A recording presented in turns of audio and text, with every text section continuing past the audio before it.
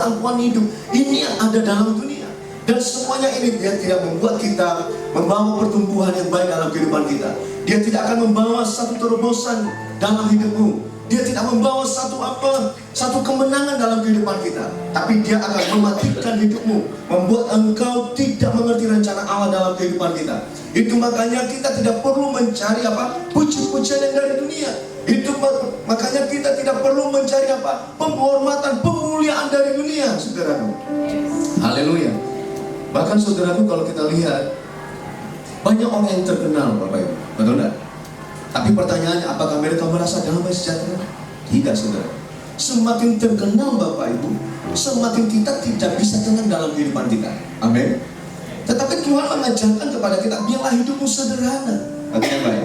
Mengapa? Karena orang yang sederhana itu adalah orang yang berbahagia, saudara. Haleluya, amin. Jadi jangan kita cocok-cocokkan apa yang ada di luar.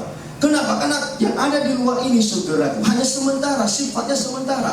Tapi yang lahir dari dalam hati kita, yang lahir dari Roh Kudus, yang lahir dari Bapa di surga, itulah yang kekal, saudaraku.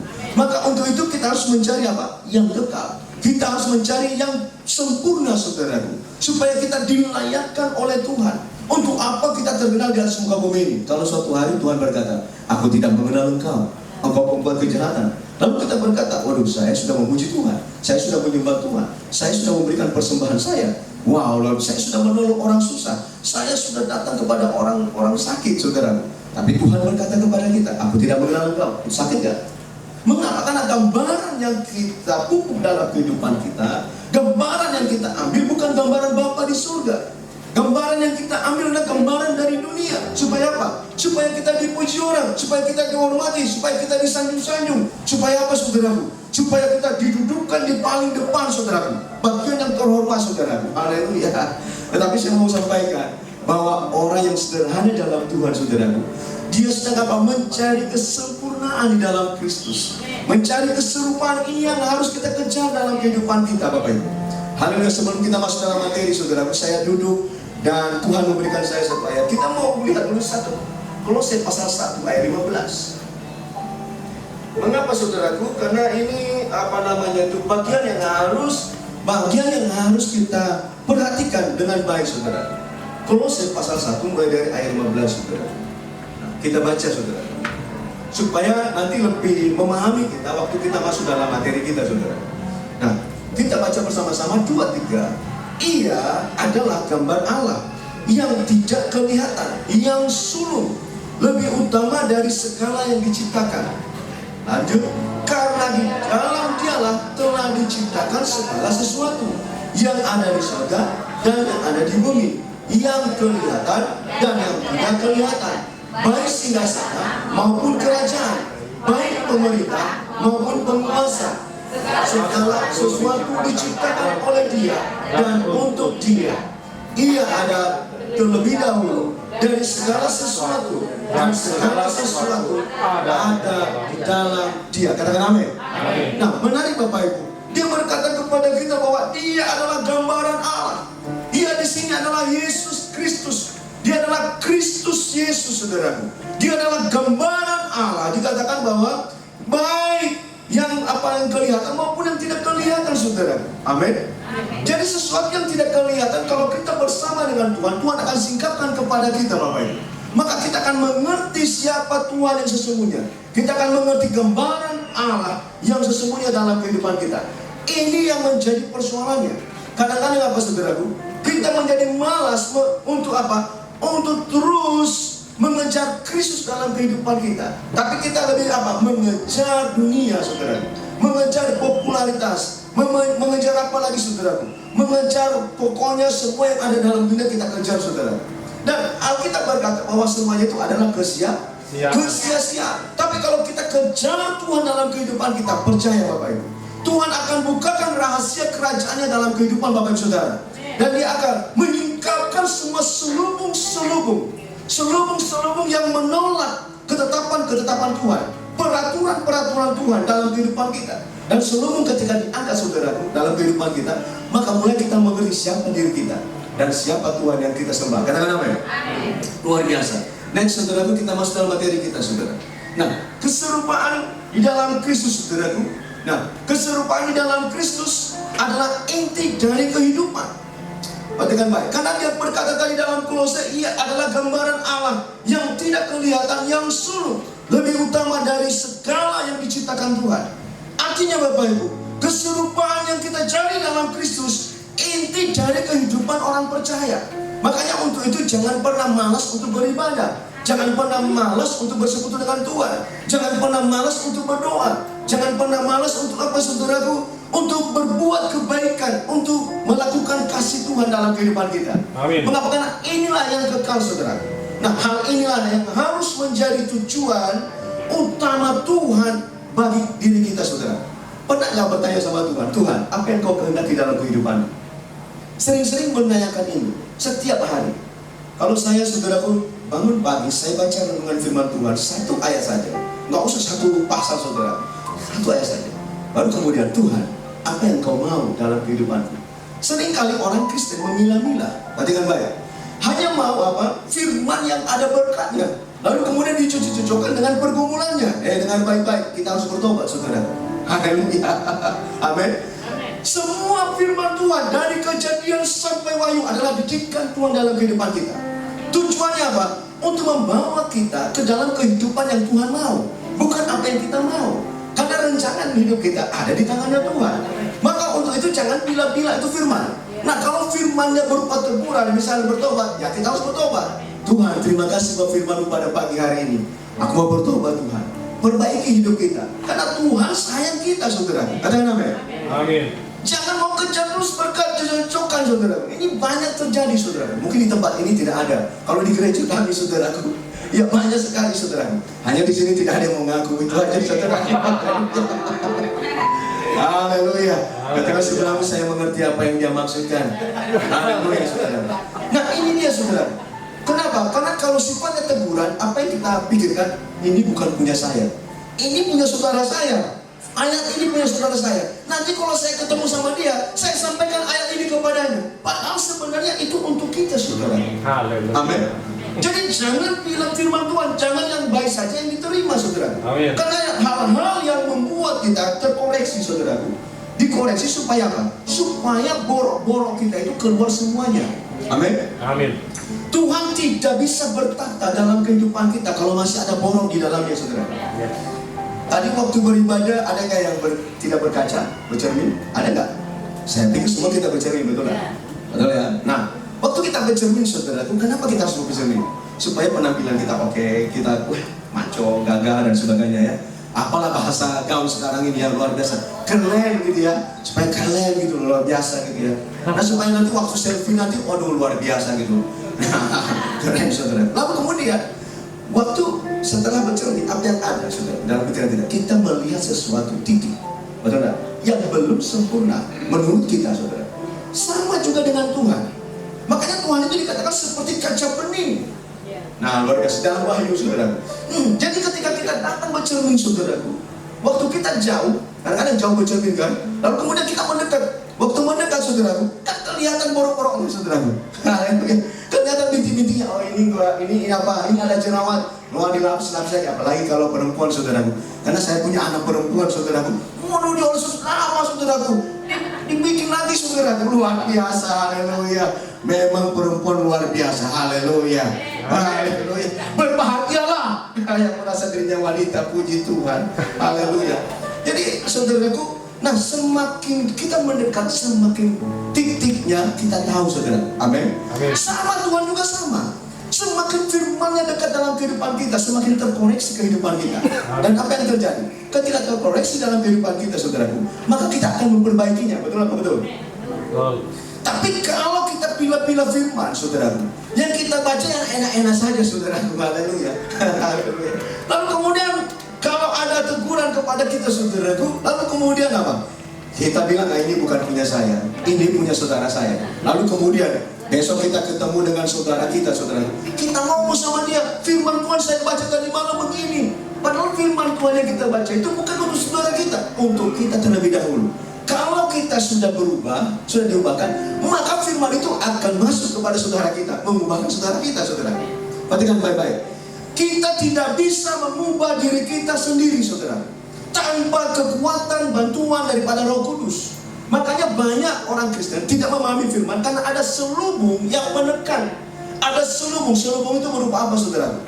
Nah, selubung itu bisa berupa dosa, saudaraku. Selubung itu bisa berupa kutuk, saudaraku. Selubung itu bisa hambatan yang dibangun oleh iblis dalam kehidupan kita. Selubung itu bisa apa, saudaraku? Dalam bentuk keangkuhan hidup kita, kesombongan kita. Ini yang selubung, saudara.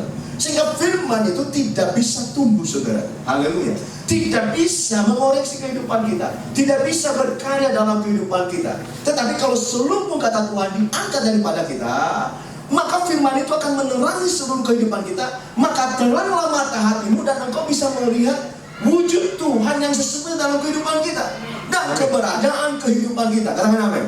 Amin. Haleluya. Makanya saudaraku, nah ini yang harus kita kejar. Hal inilah yang menjadi tujuan utama Tuhan bagi setiap kita, yaitu apa? Menjadi serupa dengan Kristus. Dalam hal apa? Dalam hal pemikiran, saudaraku. Amin. Luar biasa. Kalau Tuhan itu Kristus itu ya, kita lihat Kristus ya. Nggak ada pikirannya yang jahat, saudara. Bahkan orang yang menjahatinya sekalipun, saudara, dia berkata, ampuni mereka, Bapak. Ya karena mereka tidak tahu apa yang mereka berbuat, saudara. Di kayu salib sekalipun, saudara, kita kalau udah tersisa begitu, kita maki-maki orangnya, saudara. Haleluya. Ya, kita bikin kamuflase. Kapan aku dilepasin? Awas lu, kalau aku dilepasin lu, ya, awas kamu, kan gitu kan. Tapi Tuhan luar biasa, saudara. Orang-orang yang bengis, orang-orang yang jahat sekalipun, Tuhan datang kepada mereka. Supaya apa? Diperbarui pikirannya dalam Roma. Supaya mengalami pembaharuan budi dari hari ke hari. Supaya apa? Nama Tuhan dipermuliakan melalui kita. Supaya apa? Supaya orang luar sana melihat Kristus dalam kehidupan kita. Nah, Kristen dan saudaraku bukan bicara agama. Kekristenan bukan berbicara agama. Yesus tidak pernah mengajarkan ajaran agama. Nggak ada, saudara. Haleluya, saudara. Kenapa Kristen? Karena Kristen itu adalah pengikut Kristus. Amin. Dan itulah pertama-tama sekali disebut para murid itu di Antioquia. Menjadi orang percaya disebut Kristen, pengikut Kristus. Jadi kalau hari ini engkau datang beribadah, engkau menjadi pengikut Kristus, maka engkau dinamai Kristen, saudara. Haleluya. Dan ini bukan agama, saudara. Haleluya. Tidak baik ya? Ajaran Yesus adalah ajaran keselamatan, ajaran kehidupan, ajaran kekekalan yang membuat kita berkenan kepada Tuhan, supaya kelak di mana Tuhan berada, di sana kita berada. Nah, ini yang menarik, saudara. Jadi makanya untuk itu kita harus memperbaharui kehidupan kita dari hari ke hari.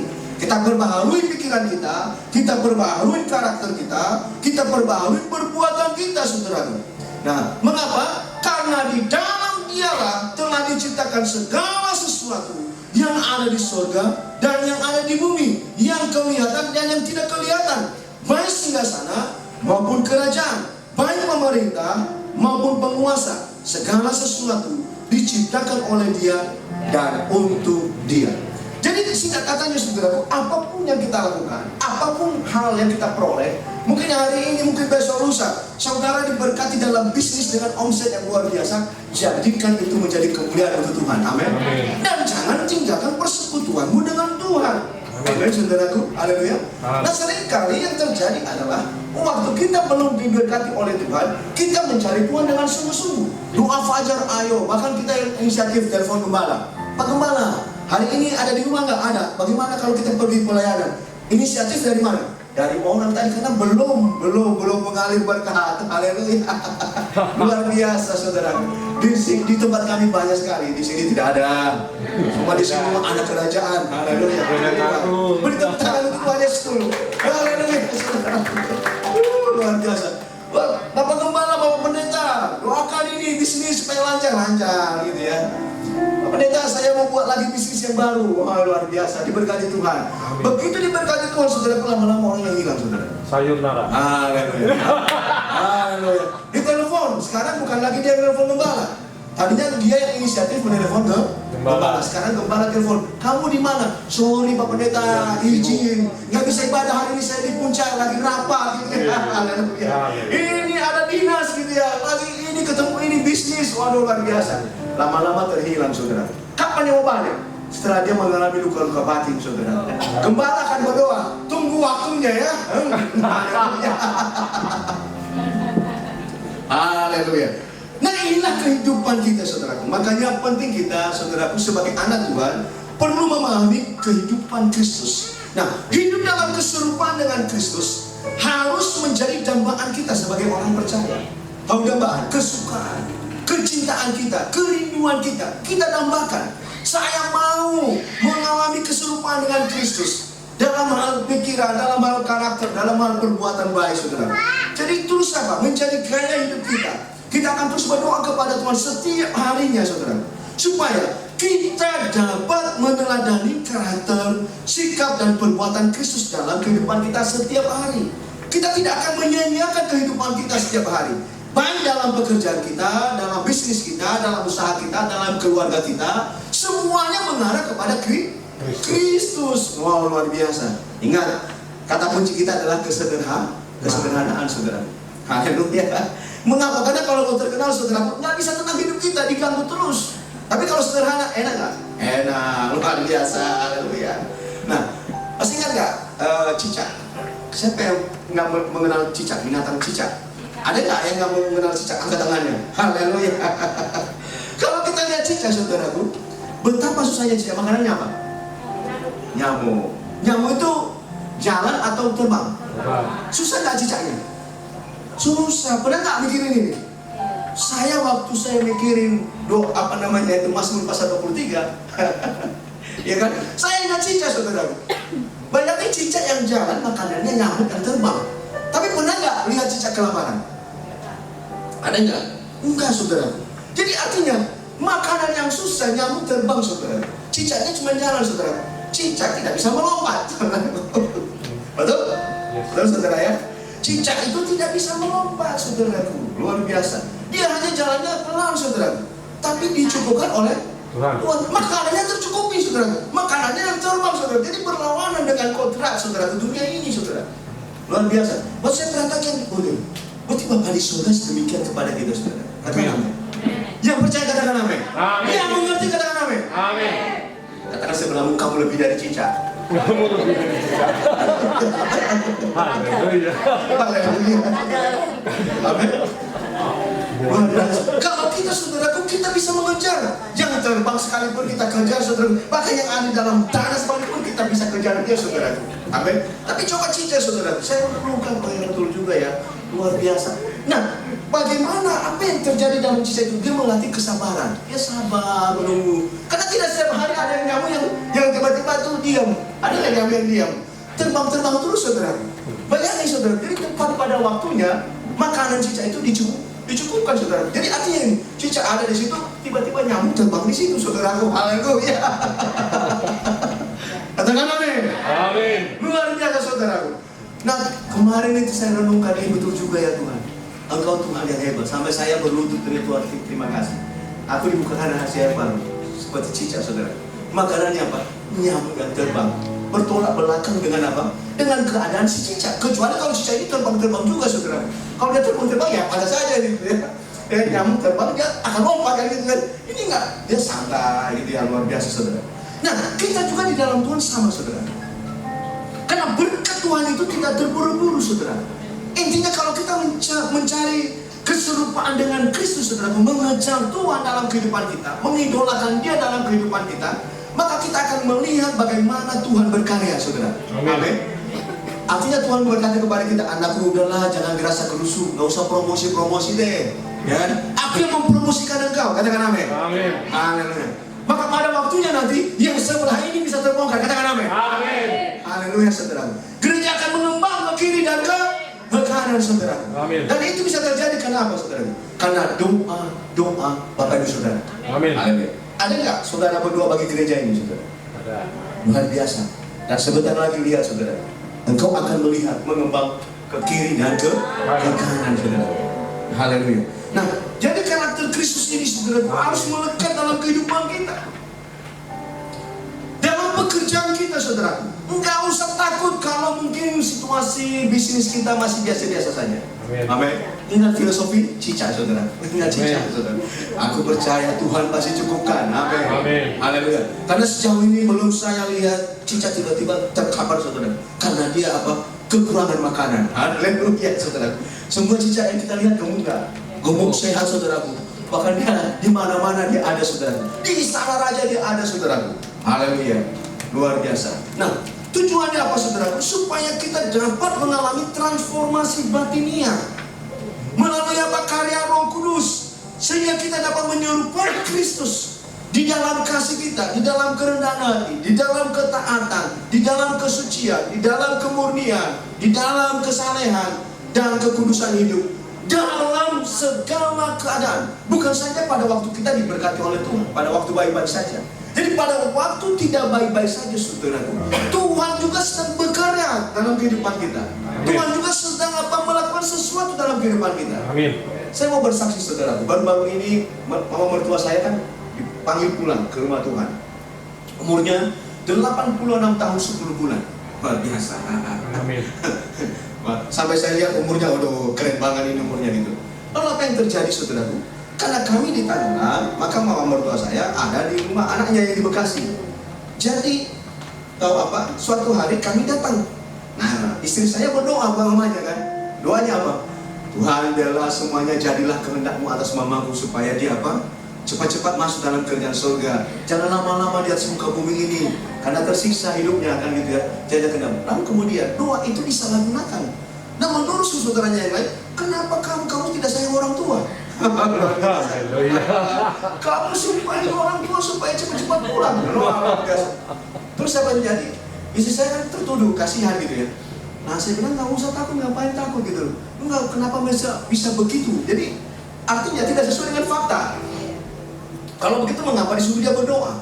Lalu kemudian singkat katanya mereka berkata bahwa, waduh, kalau kita ada jangan doakan. Kenapa? Karena kamu maunya apa?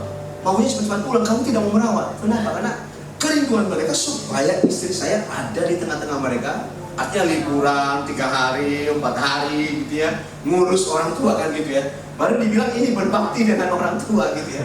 Nah, sementara kan kita juga punya kesibukan sendiri-sendiri. Nah, istri saya di rumah sakit kan sibuk tuh, nggak bisa libur kan gitu kan. Nah, saya juga sibuk. Nah, kalau ada waktu suatu waktu kita ke sana, saudara. Jadi kita agendakan waktu kita seharian ke sana, setiap hari Sabtu dan kadang Minggu dan kadang juga kelupaan. Haleluya. Kita datang kalau dikasih tahu aja, betul nggak? Kalau dikasih tahu sakit, nah kita datang. Kalau nggak dikasih tahu sakit, ya berarti bebek aja kita doakan di rumah. Dan doa kita terus, biarlah dia menghadap Tuhan nanti dengan sukacita, kan gitu. Haleluya. Kan doa kita orang percaya, saudara ya. Nah, tetapi ternyata saudara-saudara yang lain tidak sepakat seperti begitu. Menurut mereka itu doa kutukan kepada orang tua. Haleluya, luar biasa, saudara. Lalu kemudian apa yang terjadi? Nah, Tuhan kemarin panggil pulang. Setelah panggil pulang mereka nangis-nangis. Nah, istri saya kan biasa-biasa aja. Lalu kemudian, kamu ini ya, kamu tidak berarti. Jadi umur 86 tahun, saudaraku, 10 bulan, saudara. Itu luar biasa. Nah, inilah saudaraku, kita tetap harus menjadi berkat. Bayangkan kalau misalkan istri saya meronta di situ, kamu ini gimana? Perangan mereka. Perang teluk, saudara Tuhan. Dan doa kami dijawab Tuhan. Waktu meninggal, saya berdoa sama istri. Saya bilang, jangan di Medan. Kenapa? Karena ini kalau di Medan acara sama tua. Karena dulu kan mertua yang laki di Medan. Waduh, luar biasa, gitu ya. Pokoknya yang dari Sumatera ini paham lah itu, saudara Tuhan. Duit. Kita berdoa supaya di Jakarta. Lalu sekarang, karena berbagai denominasi gereja, ada yang di HKBP, ada yang di GKI, ada yang di Tiberias, ada yang di GKS, gitu ya. Semua bertarik-tarikan. Ini orang tua sudah meninggal, masih tarik-tarikan di gerejaku saja, di rumah sakit, di rumah duka ini. Lalu akhirnya saya berdoa, berikan hikmat oleh Tuhan. Saya ngomong kepada anak itu, Tuhan, mending bawa aja ke rumahku. Ini jauh lebih aman. Karena kalau di rumah duka nanti ini ribet ini. Di rumah saja, nanti kita pergi ke sana. Gitu ya. Akhirnya dia mengikuti di rumahnya di Bekasi, saudara. Nah, puji Tuhan, kita harus hadir di tengah-tengah segala sesuatu yang rumit. Untuk apa? Menyelesaikan masalah, saudara. Dan akhirnya, puji Tuhan, dikebumikan di Jakarta, saudara. Wow, senang hati, saudaraku. Haleluya. Walaupun ada ajaran sama tuanya, tapi tidak seperti yang di kampung, saudaraku. Serem, saudaraku. Haleluya. Katakan sebelahmu, saya mengerti apa yang dia ngomongin. Haleluya. Haleluya, puji Tuhan, saudaraku. Nah, jadi perlu kerendahan hati saudaraku. Perlu kita saudaraku ketaatan. Perlu kesucian saudara. Perlu kemurnian. Kenapa? Karena tujuan kita mau melakukan yang baik saudara. Haleluya. Kita lihat satu ayat saudaraku lagi. Saudara. Nah, kita lihat Roma pasal 8 ayat 29 sampai 30. Mengapa kita harus mencari kesempurnaan dengan Kristus? Saudaraku, ya, kitab Roma ini menjelaskan kepada kita. Dikatakan apa? Kita baca bersama-sama 2-3. Sebab semua orang yang dipilihnya dari semula, mereka juga ditentukannya dari semula untuk menjadi serupa dengan gambaran anaknya, supaya ia anaknya itu menjadi yang sulung di antara banyak saudara. Dan mereka yang ditentukannya dari semula, mereka itu juga dipanggilnya. Dan mereka yang dipanggilnya, mereka itu juga dibenarkannya. Dan mereka yang dibenarkannya, mereka itu juga yang dimuliakannya. Amin, saudara. Jangan sampai kita yang ada di tempat ini kita tidak mengalami ini, saudara. Sayang banget, saudara. Mengapa? Karena dikatakan sebab semua orang yang dipilihnya, saudara kita semua yang ada dalam gereja ini yang diri pada hari ini, kita dipilih oleh Tuhan. Katakan amin. Amin. Dipilih untuk apa? Menjadi serupa dengan Dia, saudara. Nah, perhatikan, kita juga ditentukannya dari semula untuk menjadi apa? Serupa dengan gambaran anaknya, supaya ia, anaknya tadi Yesus, supaya ia, anaknya itu menjadi yang sulung di antara banyak saudara. Jadi artinya Bapak Ibu, dalam keluarga kita Yesus harus bertahta. Dalam pekerjaan kita Yesus harus yang utama. Dia adalah apa? Saudara sulung kita, saudaraku. Haleluya. Luar biasa. Amin. Amin. Nah, kalau saudara kita, saudaraku, perhatikan, kalau kita anak Allah, kalau kita menjadi saudara, kalau kita sahabat Dia, saudaraku, maka Dia tidak akan jauh-jauh daripada kita. Katakan amin. Amin. Ada nggak saudara yang misalkan atau sahabat kita mau jauh-jauh sama kita? Nggak ada, saudara. Dia mau dekat, saudara. Dia mau dengar nasihat kita. Nah, apalagi kalau anak, saudaraku, nah udah pasti kita adalah ahli waris. Nggak ada anak yang mau jauh-jauh bangga sama orang tuanya. Dia mau selalu dekat, saudara. Paling tidak dia mau dengar nasihat, saudara. Nah, inilah keserupaan, saudara. Nah, Yesus melakukannya ini, saudara. Dia begitu taat kepada Bapa di surga. Haleluya. Dia turun ke atas dunia ini, mengosongkan dirinya menjadi rupa seperti seorang hamba, saudara. Haleluya. Dia menjadi hamba, saudara. Untuk siapa? Untuk saudara dan saya. Karena kita ini adalah apa? Anak-anaknya, saudara. Kita ini adalah saudara-saudaranya. Maka dikatakan firman ini luar biasa sekali. Nah, supaya dia menjadi yang sulung di antara banyak saudara. Dan mereka yang ditentukannya dari semula, mereka itu juga dipanggilnya. Dan mereka yang dipanggilnya, mereka itu juga dibenarkannya. Dan mereka yang dibenarkannya, mereka itu juga yang dimuliakannya. Siapa yang tidak mau menerima kemuliaan dari Kristus? Angkat tangan. Haleluya. Semua kita mau menerima kemuliaan dari Kristus. Tetapi kita harus serupa dengan gambarannya. Amin, saudara. Kita harus melakukan apa yang dilakukan oleh Yesus. Dan kita harus mentaati apa yang ditaati oleh Yesus. Kita harus mengerjakan apa yang dikerjakan oleh Tuhan Yesus. Dan biarlah Tuhan, nama Tuhan saja dipermuliakan. Katakan amin. Haleluya, saudaraku. Dan kalau sebentar lagi juga kita akan masuk nanti sesi kedua, saudaraku. Kita akan berbicara bagaimana kita supaya kita menjadi serupa dengan Kristus. Mari kita tundukkan kepala kita. Haleluya. Menjadi seperti-Mu, Yesus. Menjadi seperti-Mu, Yesus. Menjadi